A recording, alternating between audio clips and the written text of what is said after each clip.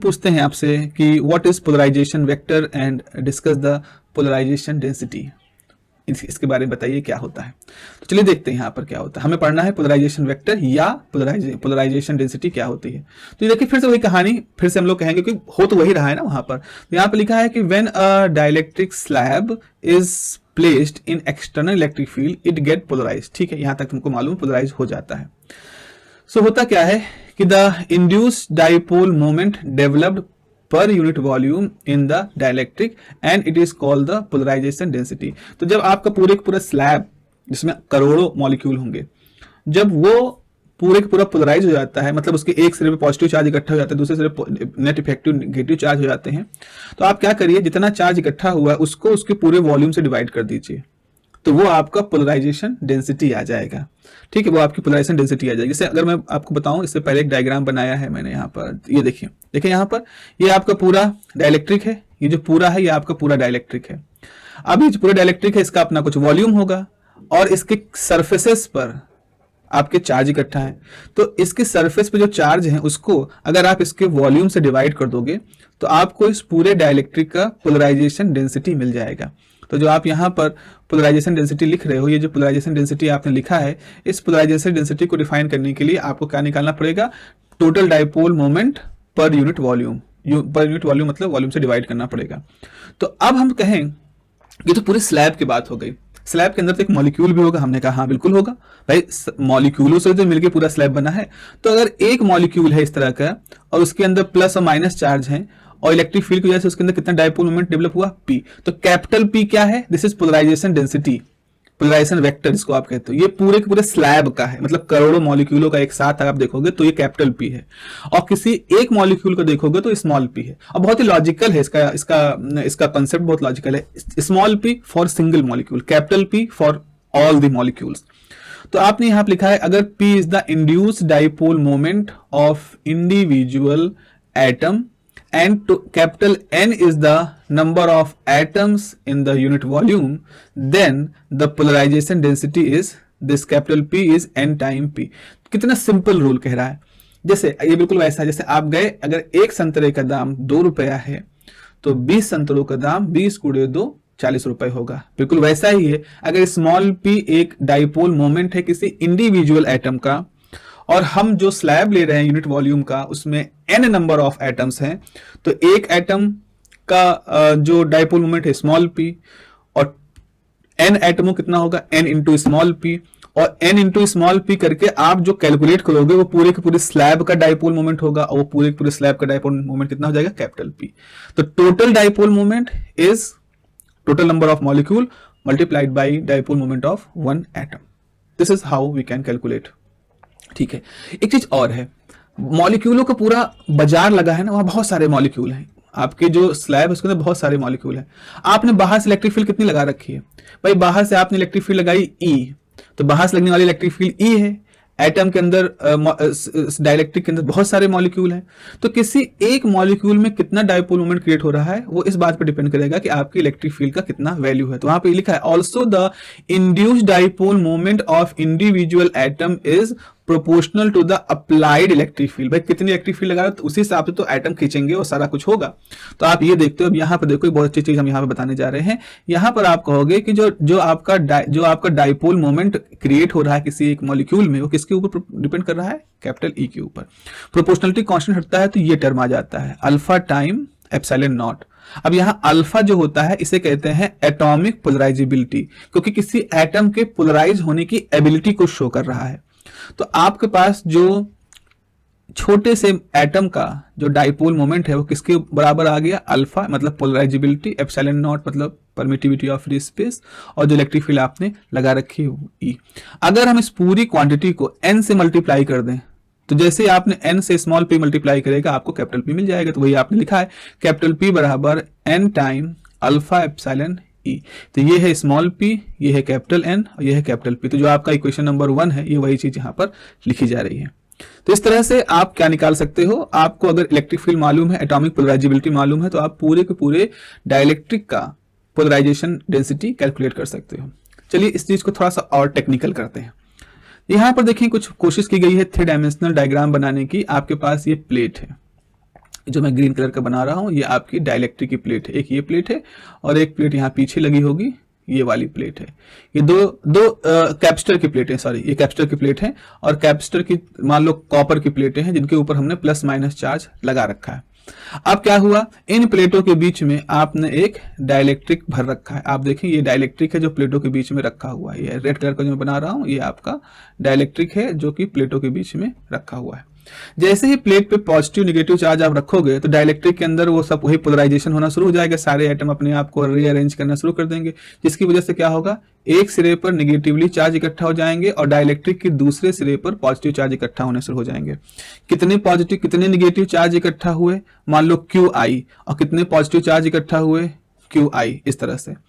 तो आप यहां पर, और इन दोनों इस पूरे स्लैब की लंबाई कितनी है D, तो आप कहोगे जो स्लैब है, मान लो अगर इसको ऐसे दिखाएं तो इसके एक सिरे पे बहुत सारे नेगेटिव चार्ज है, एक सिरे पे बहुत सारे पॉजिटिव चार्ज हैं और इनके बीच की दूरी कितनी है D है। तो वही चीज यहाँ पे लिखा है, इसको ये हमारा फिगर नंबर 1 है। तो यहाँ पे लिखा है consider figure 1 where S is the area of the each plate of capacitor and D is the distance between them.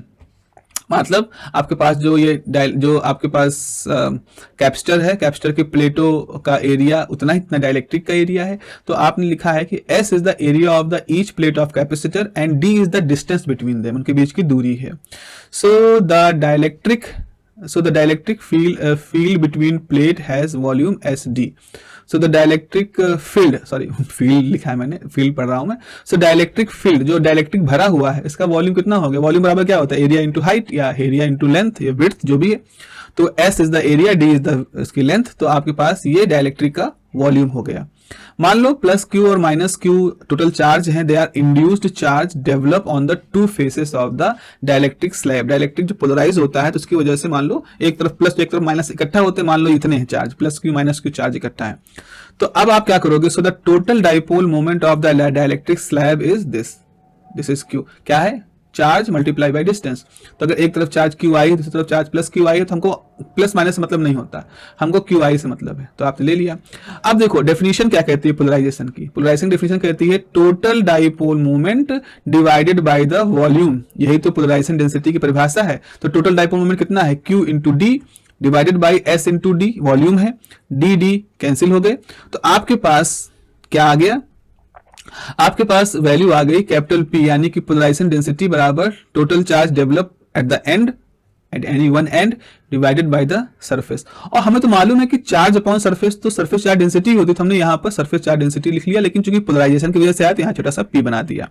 तो जो कैपिटल P है मतलब पोलराइजेशन डेंसिटी है, उसका एक फॉर्मूला क्या आ गया, आपका वो बाउंड चार्जेस जो पोलराइजेशन की वजह से डेवलप हो रहे हैं उनकी सरफेस चार्ज डेंसिटी के बराबर है। तो चूंकि बाउंड चार्जेस हैं, this is the bound charge produced due to polarization surface charge density. तो इसको हम कहते हैं surface charge density of bound charges. तो polarization density is equal to sigma P and P shows that कि वो bound charge के polarisation की वजह से आई है। अब मैंने एक चीज आपको उससे पहले बताई थी कि अब हमारे पास 2-3 तरह के चार्ज बात हो गई है, polarity of free charges on capacitor and bound charges on the dielectric are opposite. मैंने क्या बताया था आपको, जैसे आपके पास एक डाइलेक्ट्रिक है, डाइलेक्ट्रिक का एक सिरा मान लो प्लस है, एक सिरा माइनस है, ठीक है, और बाहर एक प्लेट लगी होगी, बाहर जो प्लेट लगी है उसमें एक तरफ माइनस सिरा है, एक तरफ प्लस सिरा है। बाहर जो इलेक्ट्रिक फील्ड लगी है उसकी वैल्यू है E0 और डाइलेक्ट्रिक के अंदर E0 इधर होगा, E0 इधर होगा प्लस से माइनस की तरफ, प्लस से माइनस तरफ। और डाइलेक्ट्रिक के अंदर क्या हो रहा है, इलेक्ट्रिक के अंदर EP है, अंदर इकट्ठा ये पोलराइजेशन हो रहा है। अब यहां पर जो आपके पास पोलराइजेशन है, अब अगर मैं यहां पे कहूं कि बाहर सरफेस चार्ज डेंसिटी सिग्मा है और यहां surface charge density sigma P है और दोनों अपोजिट है, तो इलेक्ट्रिक फील्ड किसके ऊपर डिपेंड करेगा, sigma minus sigma P divided by epsilon. मैंने बताया आपको कि E बराबर जो होता है सिग्मा बाय एप्सिलॉन के बराबर होता है। तो यहाँ अब जो ओवरऑल सरफेस चार्ज डेंसिटी कितना है, ये फ्री चार्जेस की वजह से जो आपने कैपेसिटर के प्लेटों पर रखा है वो ये है, और जो आपके डाइलेक्ट्रिक के अंदर पोलराइजेशन की वजह से हो रहा है वो सिग्मा P है, और दोनों के चार्ज अपोजिट डायरेक्शन में है। तो इसीलिए इफेक्टिव जो आपका सरफेस चार्ज डेंसिटी होगी वो दोनों के डिफरेंस के बराबर होगी। तो आपने क्या लिखा, E बराबर sigma minus sigma P upon epsilon not.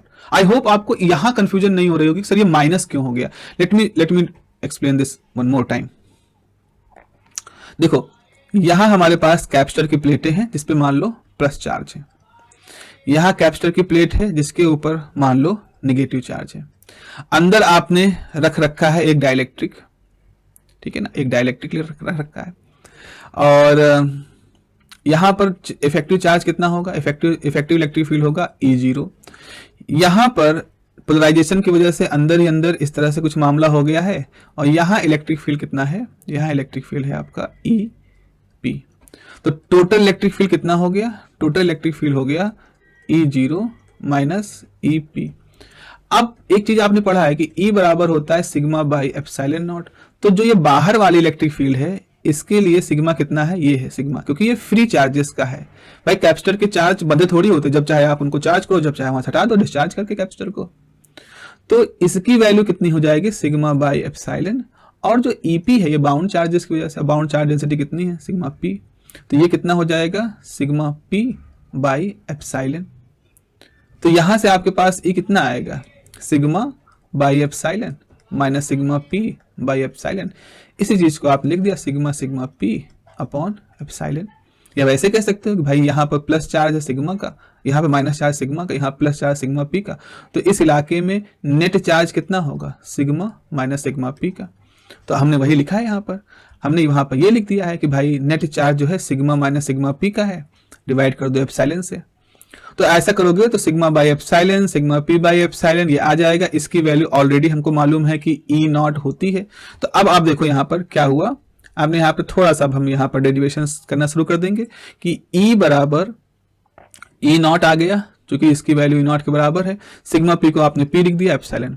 अब एक काम करो, एक काम आप क्या करोगे, एक काम आप बच्चा ये करो कि यहाँ पर शुरू से ही आप देखो कि E बराबर था sigma minus sigma P divided by epsilon, इसको क्रॉस मल्टीप्लाई कर दो तो आ जाएगा epsilon not E sigma minus sigma P, और इसकी जगह पे P रख दो, तो आपने P रख दिया, और फिर इसको राइट साइड में कर दोगे, तो जब इसको इधर भेज दोगे तो जाएगा सिग्मा बराबर एप्सिलॉन E प्लस P, और ये जो पूरा टर्म है इसको हम एक नया टर्म दे देते हैं D। तो अब आपने लिखा D बराबर सिग्मा, तो आपके पास हो गया D बराबर P plus epsilon not E। अगर वेक्टर के टर्म में कहोगे तो यहाँ वेक्टर लगा सकते हो सबके ऊपर, और ये जो वेक्टर लगा दिया this is called this electric displacement vector. याद रखो यहाँ पर अब हमारे पास दो फॉर्मूले आ गए बच्चा, दो को समझो, दो फॉर्मूले यहाँ पर आ गए। एक फॉर्मूला कहता है P बराबर सिग्मा P, एक कहता है D बराबर सिग्मा। ये होता है पोलराइजिंग वेक्टर, पोलराइजिंग वेक्टर जो कि डाइलेक्ट्रिक के अंदर पोलराइजेशन की वजह से हमारे सामने पैदा होता हुआ दिखता है। तो ये कौन से चार्ज होते हैं बच्चा, ये होते हैं बाउंड चार्ज, और ये क्या है, ये है फ्री चार्ज। जो आप कैपेसिटर के ऊपर जो चार्ज है वो फ्री चार्ज है, उनके साथ जुड़ा हुआ वो चार्ज डिस्प्लेस हो सकते हैं। तो फॉर एग्जांपल अभी याद करने के लिहाज से आप ये कह सकते हो कि P is the polarizing density या polarization vector, and D is the displacement vector which is associated with the free charges. तो यहां तक हम लोगों ने दो तीन बढ़िया चीजें पोलराइजेशन वेक्टर के बारे में, पोलराइजेशन के टॉपिक के बारे में पढ़ ली है। इसका आखिरी पार्ट जो होगा उसमें हम लोग फिर खत्म करेंगे क्लॉसियस मसोटी इक्वेशन पर, और फिर कुछ ससेप्टिबिलिटी, परमिबिलिटी, ससेप्टिबिलिटी वगैरह के बारे में बात करेंगे। थोड़ा एडवांस आगे की बात यहाँ पर होगी अगले क्लास में, ठीक है। ध्यान रखिए अपना। Have a nice day, take care, bye bye.